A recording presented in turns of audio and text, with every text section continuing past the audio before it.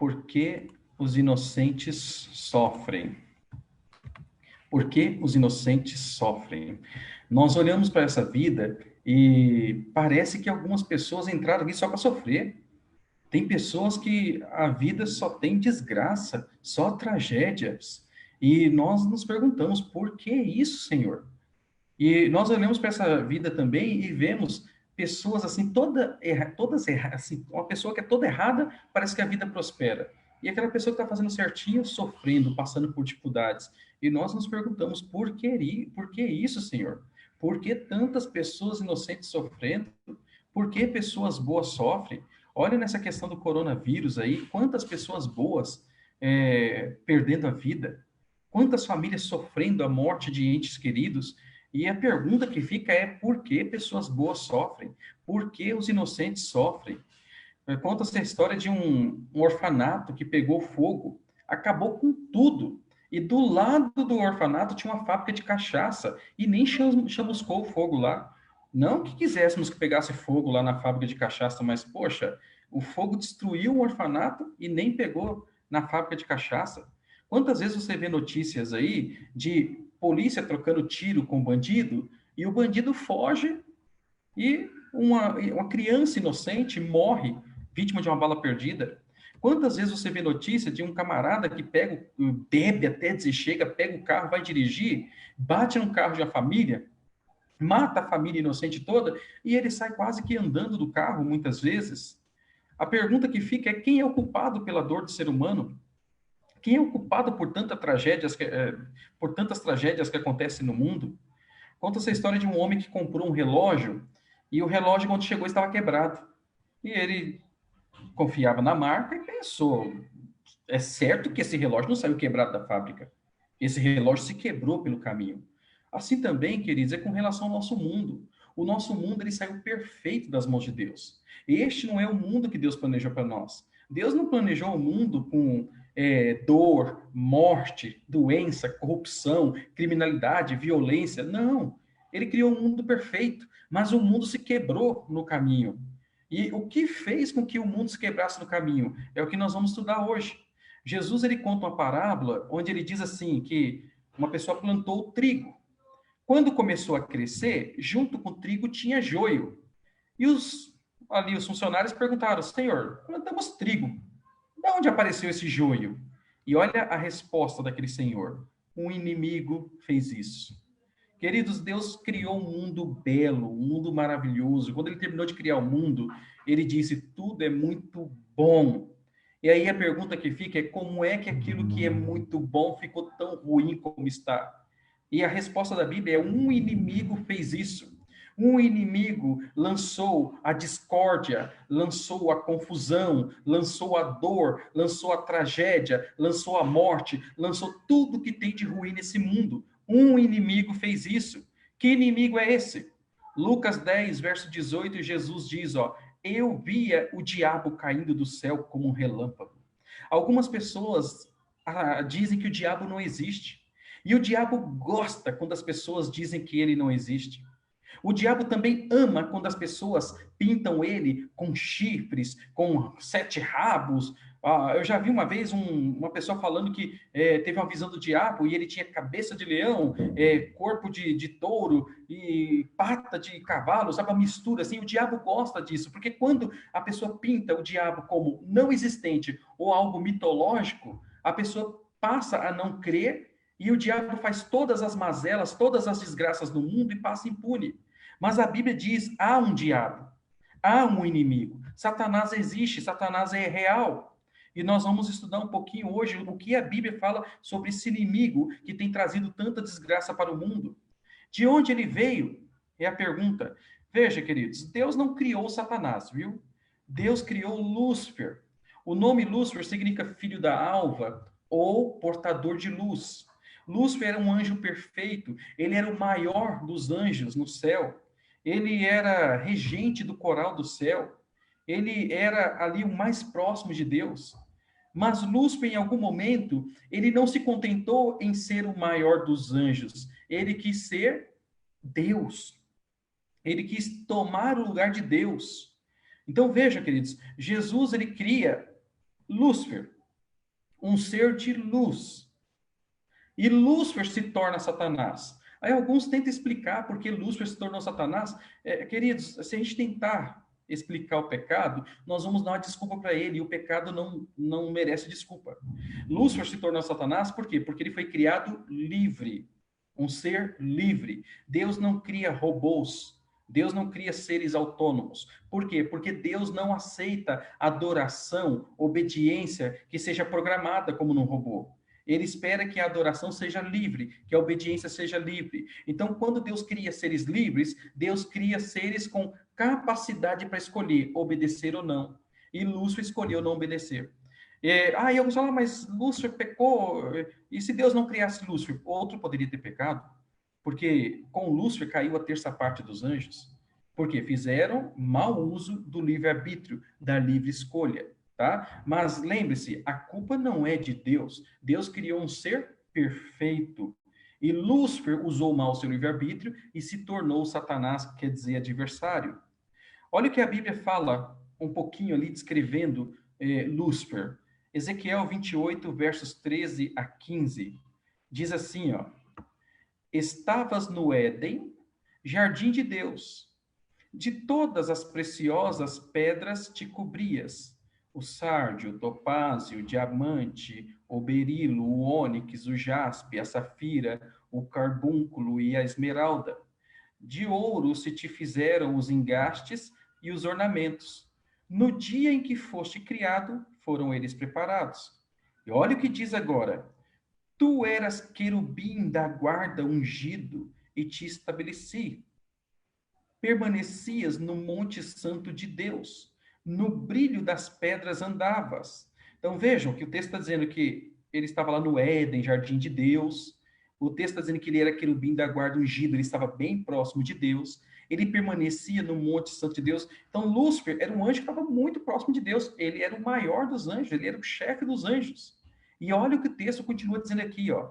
Perfeito eras nos teus caminhos, desde o dia em que foste criado, até que se achou iniquidade em ti. Então Deus, ele criou um ser perfeito. Deus criou Lúcifer perfeito. Desde o dia em que ele foi criado, ele era perfeito, até que se achou iniquidade nele.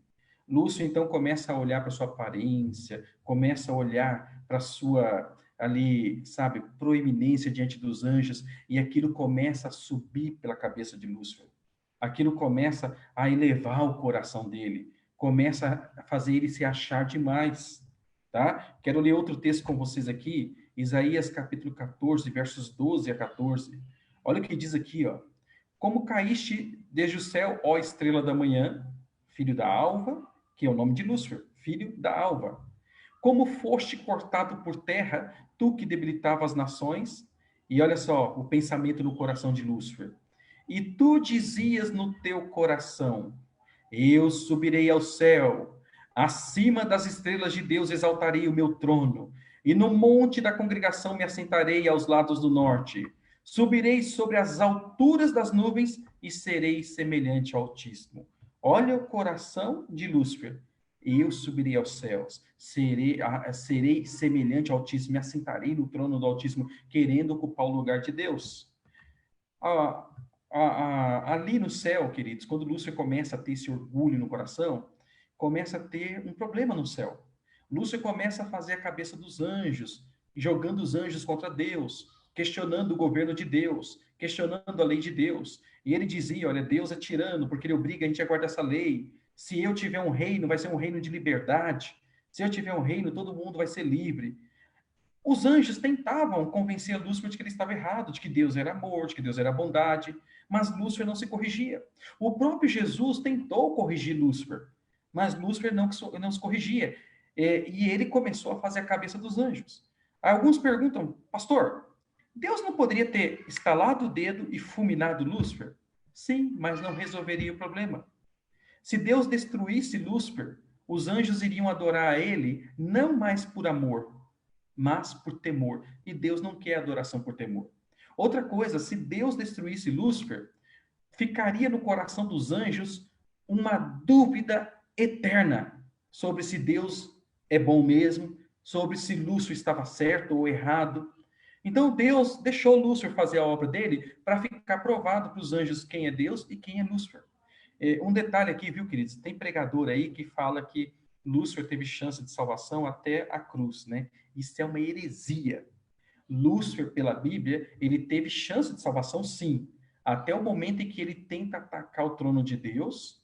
Quando ele tenta atacar o trono de Deus, nós vamos ler já já o texto aqui dessa tentativa de atacar o trono de Deus. Quando ele tenta atacar o trono de Deus, então Deus diz basta. E ali fecha a porta da graça para Lúcifer, e de Lúcifer não tem mais chance de salvação. Tanto é que ele é expulso do céu, tá? E perceba, gente, como o pecado cega, né? Como que uma criatura tenta atacar o trono de Deus? Qual era a chance de Lúcifer ter sucesso nessa guerra contra Deus? Mas o pecado cega e ele se achou como se fosse Deus. Ele estava querendo se achar como se fosse Deus. E Lúcifer então começou essa obra no céu, de jogar os anjos contra Deus, até que se tornou insuportável a presença de Lúcifer no céu. Aí Apocalipse 12, versos 7 a 9, nos diz assim, ó: e houve batalha no céu. E é algo inexplicável, queridos. Não dá para explicar o pecado. Como que pode, num céu perfeito, com um anjo perfeito, surgir o pecado, que é algo imperfeito? Você nunca vai conseguir explicar isso.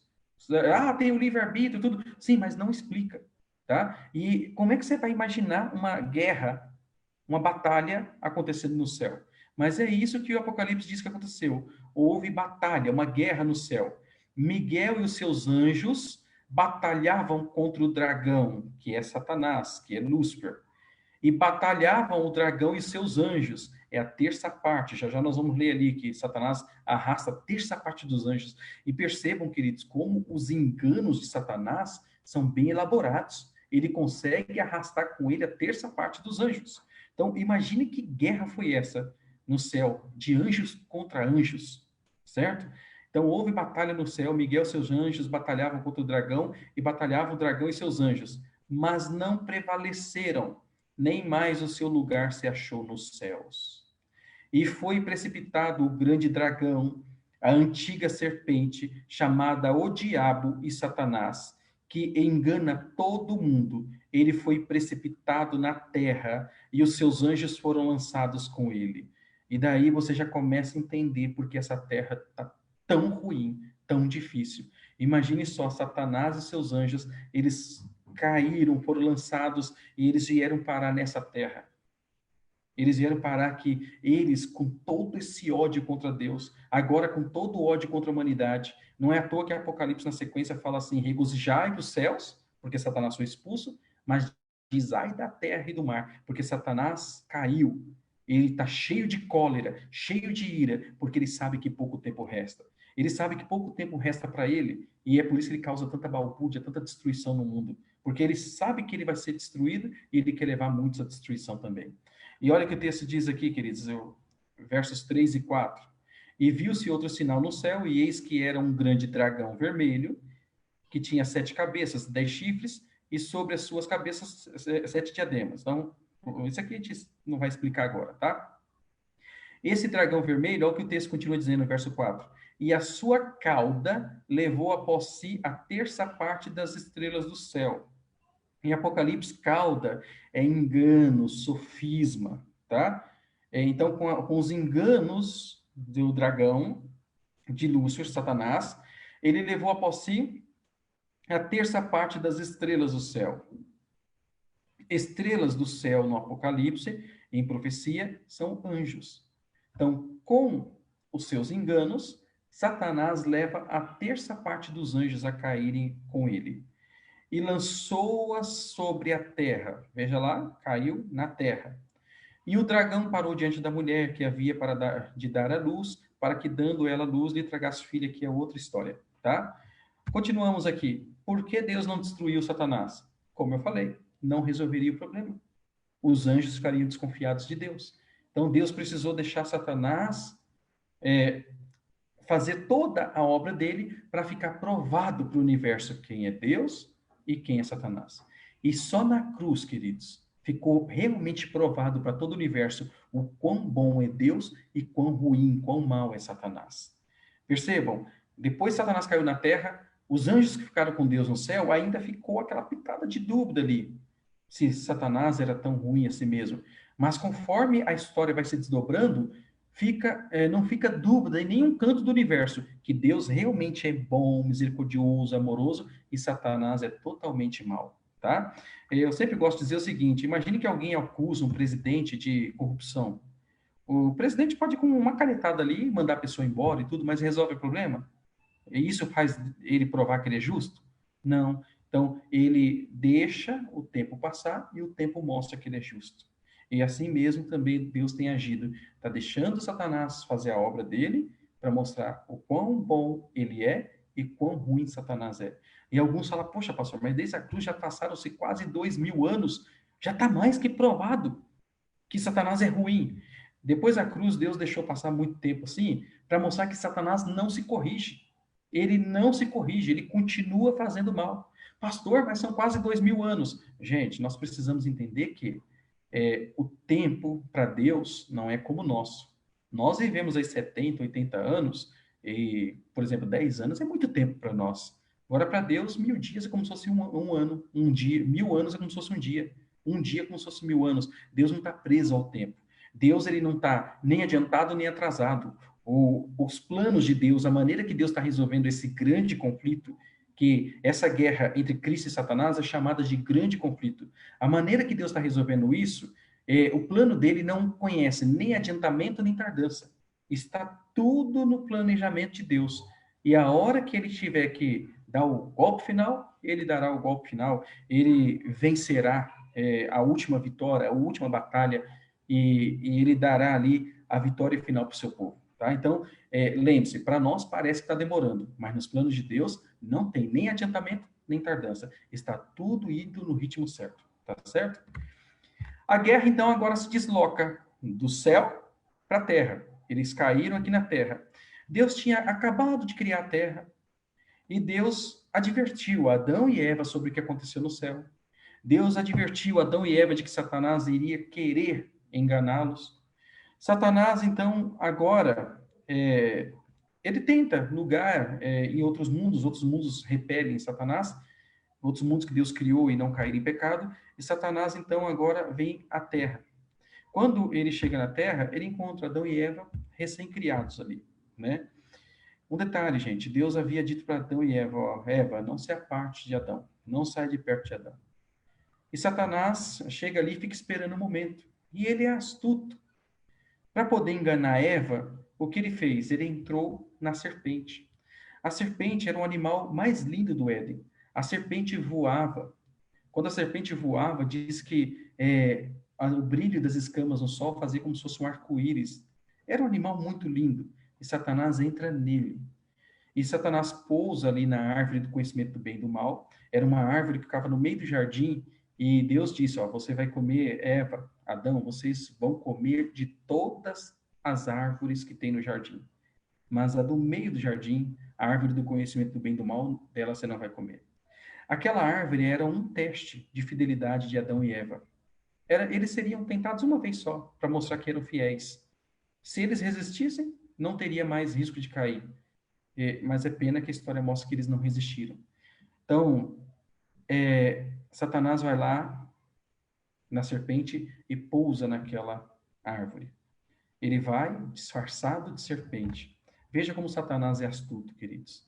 Se ele aparecesse do jeito que ele é e dissesse, Eva, eu sou Satanás e vim aqui fazer você comer esse fruto, Eva teria se defendido e Satanás não teria uma chance sequer com ela.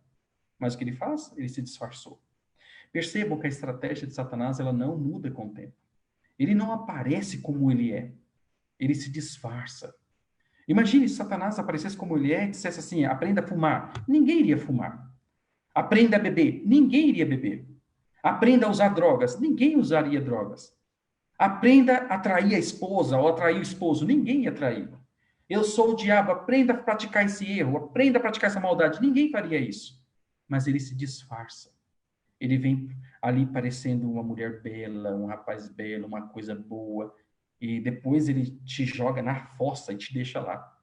Então, Satanás é astuto, nós temos que vigiar e orar, porque ele é um inimigo terrível. Então, ele vai ali, e pousa na árvore.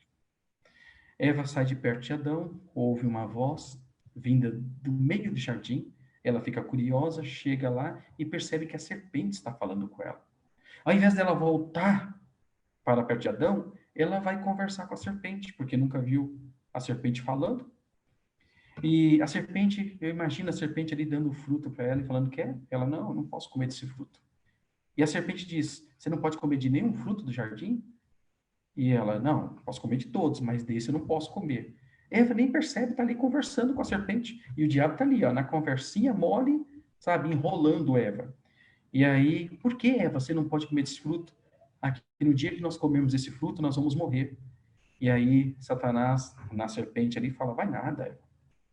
Na realidade, Deus está escondendo coisas de vocês. Quando vocês comerem esse fruto, vão se abrir os seus olhos e vocês vão ser como Deus. Perceba uma coisa, gente. Satanás foi expulso do céu porque ele queria ser como Deus. E agora ele usa a mesma estratégia para derrubar Eva e depois derrubar Adão. Querer ser como Deus. Querer ser mais do que é. E Eva agora olha para o fruto, vê que ele é desejoso, aparenta ser saboroso, e pensa: ele vai me dar conhecimento, vai abrir meus olhos, vou ser como Deus. E enganado por Satanás, pela serpente, ela come o fruto. Ela come o fruto e já se torna o primeiro instrumento de Satanás, porque ela leva o fruto para Adão comer. Adão vê o fruto na mão de Eva. Imagina ele vendo o fruto até mordido na mão de Eva. E Adão ali, ele amou mais Eva do que a Deus. Ele não esperou para ver o que Deus faria. Adão pensou: poxa, Eva vai morrer, então eu vou morrer com ela. Pegou o fruto e comeu também. E dessa maneira, Satanás levou Adão e Eva ao pecado. E amanhã nós vamos falar um pouquinho mais de como Deus resolve esse problema do pecado. Porque Deus poderia ter destruído Adão e Eva, mas Deus, ele resolve o problema do pecado vindo nesse mundo, receber a condenação do pecado que Adão e Eva e nós merecíamos e morrer em nosso lugar para nos dar salvação, mas isso a gente vai falar amanhã, tá? Mas agora Satanás leva Adão e Eva ao pecado. Satanás ali, quando leva Adão e Eva ao pecado, ele pensa: se Deus perdoar Adão e Eva, vai ter que me perdoar também. E vai ter que nos aceitar de volta no céu. Satanás só não imagina que Jesus agora, porque Adão e Eva são vítimas de Satanás. Jesus, então, agora decide morrer por Adão e Eva. É por isso que a Bíblia fala assim que o plano da salvação fala assim que Jesus é o cordeiro que foi morto antes da fundação do mundo. Porque antes de criar Adão e Eva, Jesus, o Pai, o Espírito Santo param ali. E se o homem pecar? É a pergunta que fica. E aí Jesus diz: se o homem pecar, eu morro por eles. Esse plano da redenção estava pronto já, mesmo antes do homem pecar. E alguns perguntam: mas Deus então sabia que o homem ia pecar? Gente, Deus sabia que o homem poderia pecar, mas o homem não precisava pecar, porque o homem tinha livre. Quando Jesus se dispõe a morrer no lugar do homem ali, eu gosto de dizer como um engenheiro, um arquiteto que está fazendo um prédio e eles colocam aqueles sensores de fumaça ali, anti-incêndio, coloca mangueiras de incêndio, tudo, para que se um dia o prédio pegar fogo, aquilo começa a sair água, tem a mangueira para apagar o fogo, tudo. Veja, aquilo ali é um plano para evitar um incêndio. Mas o engenheiro, o arquiteto, não quer que o prédio pegue fogo para ver se aquele sistema anti-incêndio vai funcionar. É a mesma coisa um carro com airbag. O airbag está ali para caso se um dia bater o carro, o airbag protege a pessoa, para ela não se machucar tanto. Mas ninguém está ali desejoso, ansioso de usar o airbag do carro. É melhor que não use. O plano da redenção estava ali, mas era melhor que não precisasse usar. Por quê? Se não precisasse usar, quer dizer que o homem passou pela prova e não pecou. Mas se o homem pecasse, Jesus estava disposto a morrer pelo ser humano. E Deus não deixa cair por terra as suas promessas. Tudo que Jesus promete, ele cumpre. E ele prometeu morrer pelo ser humano, o ser humano pecou, ele veio morrer pelo ser humano. Mas isso é história para amanhã, tá? Amanhã a gente continua nesse assunto. E quando Satanás viu que Adão e Eva tiveram ali essa promessa da redenção, Satanás criou um ódio mortal pela humanidade. Naquele momento, Satanás teve a humanidade como inimiga dele também. O ódio que Satanás tem de Deus, de Jesus, ele agora também colocou para a humanidade. E Satanás botou no coração que a humanidade seria salva? Até seria, os que aceitassem Jesus como Salvador. Mas queria causar dor, pânico, tragédia, miséria. Ele ia tentar destruir a humanidade. E é por isso, queridos, que depois que Adão e Eva foram expulsos do Éden, as desgraças começaram a acontecer uma atrás da outra. Veja, Adão e Eva, quando estavam com fome, bastava pegar uma fruta e comer. Agora tinha que plantar. Agora tinha que tirar os cardos e abrolhos dali. Eva, agora, para dar à luz, era com muita dor. Começou a haver desavença entre o homem e a mulher. Depois, Caim matou Abel. Imagina que dor para Adão e Eva, vendo um irmão matando o outro. E depois o mundo ficou tão ruim que Deus precisou destruí-lo com o dilúvio. Depois começa tudo de novo, com Noé e sua família, mas tudo desanda novamente. E aí você percebe que o mundo, um mundo de guerra, de desigualdade, de fome, um mundo de tanta tristeza, de tanta luta, tanta dificuldade. Por quê? Porque Satanás tem ódio da humanidade. E Satanás quer levar o máximo possível para a destruição com ele. Satanás gosta de colocar o ser humano na sarjeta, porque quando ele coloca o ser humano na sarjeta ali, ele sabe que o ser humano é a imagem e semelhança de Deus.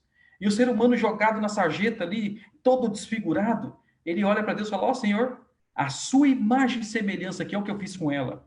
E aquilo causa uma dor no coração de Deus. E Deus querendo salvar a humanidade e a humanidade sem querer saber nada com Deus, sem querer se entregar para Deus. E é isso que eu não entendo. O pecado cega o ser humano de tal jeito que ele está ali com problemas, com luta, com dificuldade, e ele tenta uma coisa, tenta outra coisa, tenta outra coisa, e parece que a vida só patina, só anda para trás, parece que ele dá um passo para frente e dois para trás, e mesmo assim ele não dá uma chance para Deus. E o diabo vai ali, destruindo, matando, roubando, acabando. E Deus está ali, ó, filho, me dá uma chance. Eu quero agir na sua vida. Eu vou te ajudar. E nessa noite, queridos, antes de continuar aqui, eu quero dizer para você, eu não sei se a sua vida está uma bagunça de perna para o ar. Eu não sei se você está tentando resolver as coisas sozinho.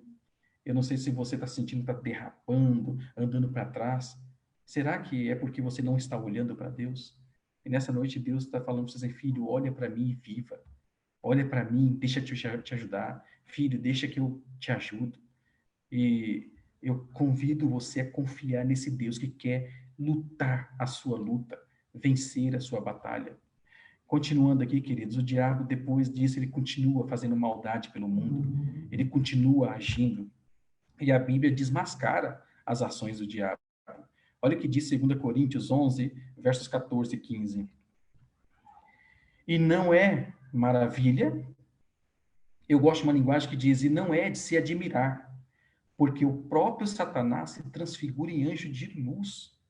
Veja, às vezes a pessoa pensa que está encontrando com um anjo de luz e é o próprio Satanás disfarçado. Quando foi tentar Jesus, ele apareceu como um anjo de luz. Quando foi tentar Jesus. E hoje ele aparece em muitos lugares aí que a pessoa acha que está tendo encontro com Deus, está tendo encontro com anjos de luz, e é o ser das trevas que está aparecendo lá. Olha o que continua dizendo aqui, ó. Não é muito, pois que os seus ministros, os anjos de Satanás, se transfigurem em ministros da justiça, o fim dos quais será conforme as suas obras. Então, Satanás, ele se transfigura até em anjo de luz, e Satanás também, os seus anjos, se passam por ministros de justiça, como se fossem bonzinhos. E engana a muitos, e tem enganado a muitos. Olha o que diz ainda Mateus 7, 21 a 23. Nem todo o que me diz Senhor, Senhor, entrará no reino dos céus, mas aquele que faz a vontade de meu Pai que está nos céus. Muitos me dirão naquele dia, no dia da volta de Jesus: Senhor, Senhor, não profetizamos nós em teu nome? E em teu nome não expulsamos demônios? E em teu nome não fizemos muitas maravilhas? Vejam, aparentemente são religiosos. Aparentemente são pessoas de igreja. Aparentemente são pessoas que acham que estão tendo ali um relacionamento com Cristo e não estão.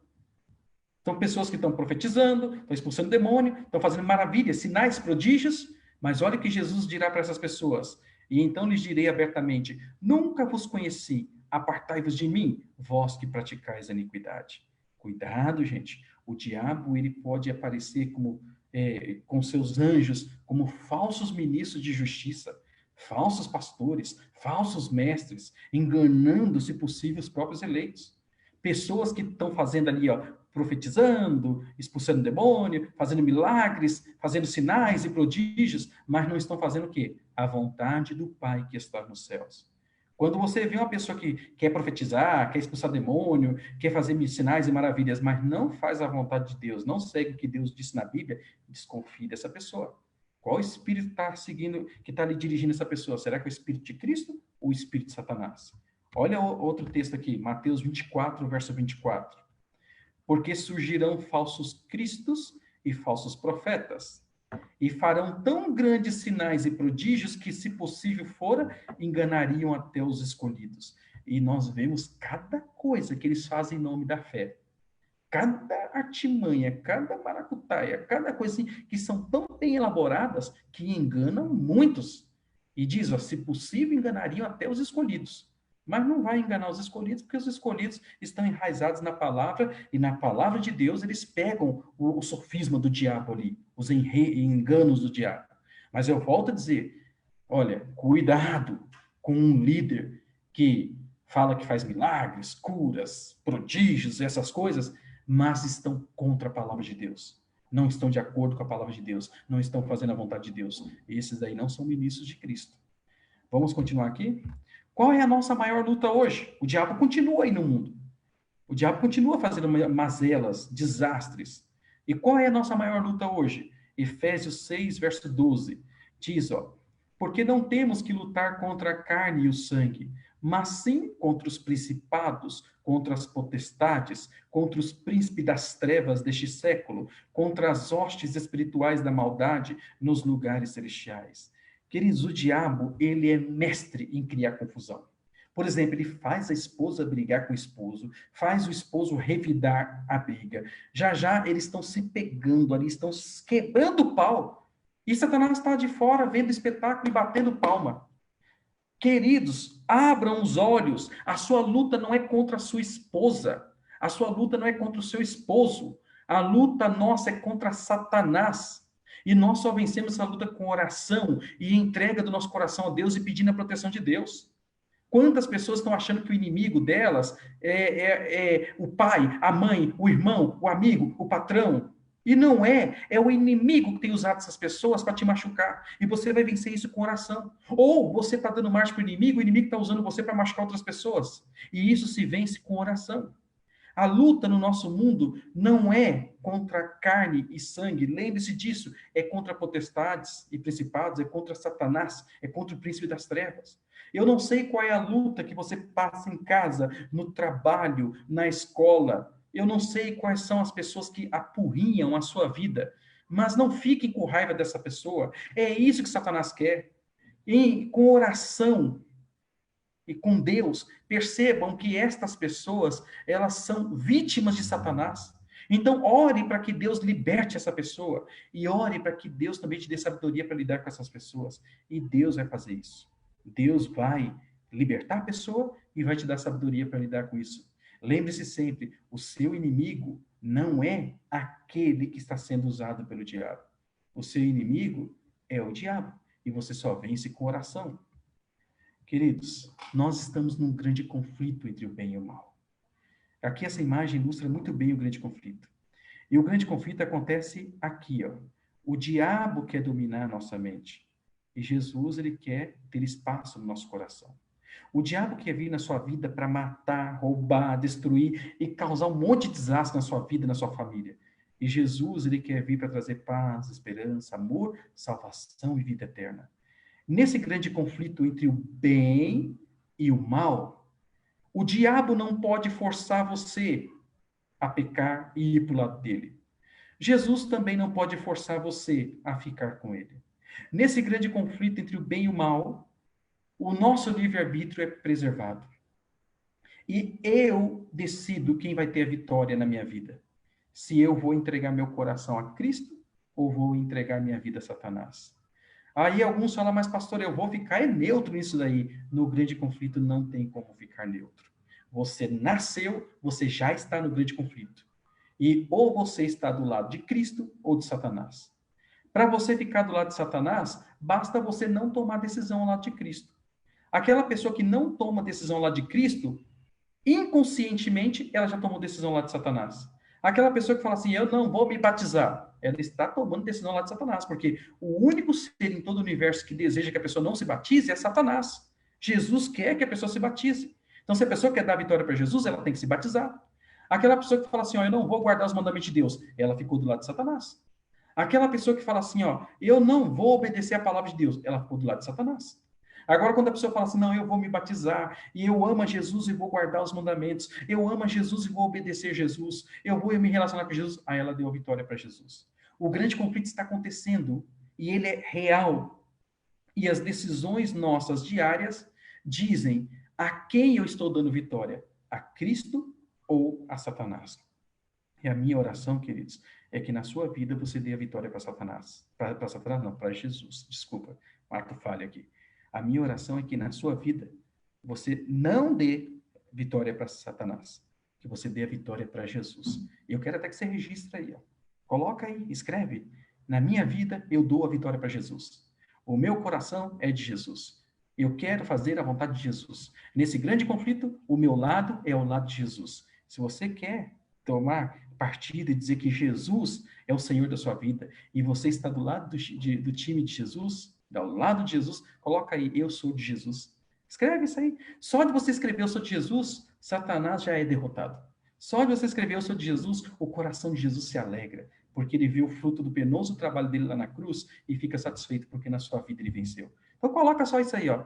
Olha, nesse grande conflito, eu sou de Jesus. E já é a sua decisão ao lado de Jesus. Quem é o alvo de Satanás? Satanás está irado contra o mundo todo, mas a Bíblia fala que tem um povo que ele tem um ódio especial, tem um ódio maligno. Apocalipse 12, versículo 17. Olha o que diz. E o dragão, que é Satanás, irou-se contra a mulher, que é a igreja, e foi fazer guerra ao remanescente da sua semente. Quem é o remanescente da igreja pura, da igreja verdadeira? Aqui diz o texto: os que guardam os mandamentos de Deus e têm o testemunho de Jesus Cristo. Satanás tem um ódio para com toda a humanidade, mas ele tem um ódio específico contra aqueles que guardam os mandamentos de Deus e têm o testemunho de Jesus. Toda pessoa que decide entregar o coração a Jesus, decide ser fiel a Jesus, decide obedecer a Jesus por amor. E Jesus disse: se me amardes, guardareis os meus mandamentos. Toda pessoa que decide ser fiel a Jesus, ela recebe o ataque especial, sabe? O ódio especial de Satanás. Satanás tem um ódio terrível. Por quê? Enquanto houver um cristão fiel nesse mundo, é uma lembrança para Satanás de que esse mundo não é dele. Enquanto tiver um filho de Deus fiel a Jesus nesse mundo, Satanás lembra-se que este mundo é do Senhor Jesus Cristo, amém? Que este mundo é de Deus e que Deus um dia dará fim a este mundo de pecado e fará um novo céu, nova terra e reinará nesse novo céu, nova terra para todo sempre. Então, se você e eu estamos ali guardando os mandamentos de Deus, temos o testemunho de Jesus, a fé em Jesus, você e eu estamos agradando o coração de Cristo e estamos desagradando Satanás. Mas amém? Eu não quero agradar Satanás, eu quero agradar Jesus. Aí alguns perguntam, mas pastor, não é perigoso ser alvo da ira de Satanás? Não é perigoso, sabe por quê, queridos? Olha o que diz aqui, ó. Como pode seres humanos vencê-lo? Apocalipse 12, verso 11. E eles o venceram pelo sangue do Cordeiro e pela palavra do seu testemunho, e não amaram as suas vidas até a morte. Nós, quando aceitamos Jesus como Salvador, nós já vencemos Satanás. Vencemos a Satanás pelo sangue do Cordeiro, pelo sangue de Cristo, que foi derramado na cruz do Calvário para nos salvar. E quando eu aceito Jesus como Salvador, Jesus coloca anjos para me proteger. O Salmo 91 diz que bem-aventurado aquele que habita no esconderijo do Altíssimo. Nós, quando aceitamos Jesus como Salvador, nós estamos no esconderijo do Altíssimo. Jesus é nosso refúgio e fortaleza. Jesus é nosso socorro bem presente. Jesus é nossa fortaleza contra o mal. Jesus nos protege contra os ataques do diabo. E sabe qual é a prova de que Jesus nos protege? É que estamos vivos. Porque se Jesus não nos protegesse por um segundo, seria suficiente para Satanás nos destruir, nos aniquilar. E se estamos vivos, é porque Jesus tem nos guardado. Amém? Ele tem nos protegido. Queridos, nesse grande conflito entre o bem e o mal, Jesus está clamando, Jesus está chamando você para vir para o lado dele, você para tomar decisão ao lado dele. Esse grande conflito, a nossa escolha, ela tem um peso eterno. Se a pessoa escolhe ficar com Satanás, ela está escolhendo se perder com Satanás para sempre. Morte eterna, destruição eterna. Mas se a pessoa escolhe ficar com Jesus, é salvação, é alegria, é vida eterna para sempre. E a Bíblia diz que em Jesus nós somos mais que vencedores. Jesus derrotou o diabo na cruz. Jesus irá destruir o diabo dentro em breve. Jesus, ele está preparando um lugar para você e para mim no céu. E se eu aceito Jesus, em Jesus eu ganho tudo. Mas a decisão é sua. E hoje, quem vai reinar no seu coração? Cristo ou Satanás? Quem vai ter a vitória na sua vida? Cristo ou Satanás? E eu peço que você tome a sua decisão colocando aí embaixo, ó. Cristo vai reinar na minha vida. Cristo é o Senhor do meu coração. Eu sou de Jesus. E se essa é a sua decisão, quero convidar você a fechar os olhos e nós iremos falar com Deus. Senhor, grandioso Deus, eterno Pai, agradecemos por tudo o que a tua palavra nos ensinou hoje. E pedimos, ó Pai, primeiramente perdão pelos nossos pecados e pelas vezes, ó Pai, que fizemos a vontade do diabo. E queremos pedir, ó Pai, o teu Santo Espírito em nossa vida, para que possamos morrer a cada dia para o pecado e nascer para o reino do Senhor. Senhor Jesus, obrigado porque na cruz o Senhor derrotou Satanás, derrotou o mal, derrotou o pecado e venceu para nos salvar. E hoje, ó Pai, nós estamos ouvindo o Senhor nos chamar pelo Teu Santo Espírito e estamos dizendo, Senhor, eu sou de Jesus, o meu coração é de Jesus, Cristo reina na minha vida. E queremos, ó Pai, que o Senhor Jesus possa reinar na nossa vida, no nosso coração, todos os dias, até o dia que Ele voltará e nos levará para o reino de glória. Que o Senhor, ó Pai, nos proteja contra a ira de Satanás, proteja o nosso lar, proteja a nossa família, e que estejamos, ó Pai, debaixo das asas do Senhor, da proteção do Senhor, e que nenhum mal chegue à nossa tenda, e que o Senhor nos guarde, e que o Senhor nos livre do mal, e que o Senhor nos salve para a tua glória e para o teu reino. Esta é a nossa oração. E também, ó Pai, nesta oração, queremos entregar a Ti cada decisão que foi tomada nessa noite. Que cada um que decidiu seguir ao Senhor tenha certeza que o Senhor dará o Espírito Santo para que esta pessoa consiga seguir contigo, firme até o céu. Entregamos nossa vida e da nossa família em Tuas mãos e oramos em nome de Jesus. Amém, Senhor. Amém. Queridos, Deus seja louvado. Agora, para o estudo de amanhã, não percam, viu? Olha que estudo bonito que vai ser amanhã. Uma história de amor. Uma história de amor. Que história de amor é essa? Nós vamos descobrir amanhã. Que Deus te abençoe, que Deus te guarde e te proteja. A você e sua família é a minha oração em nome de Jesus. Amém, Senhor.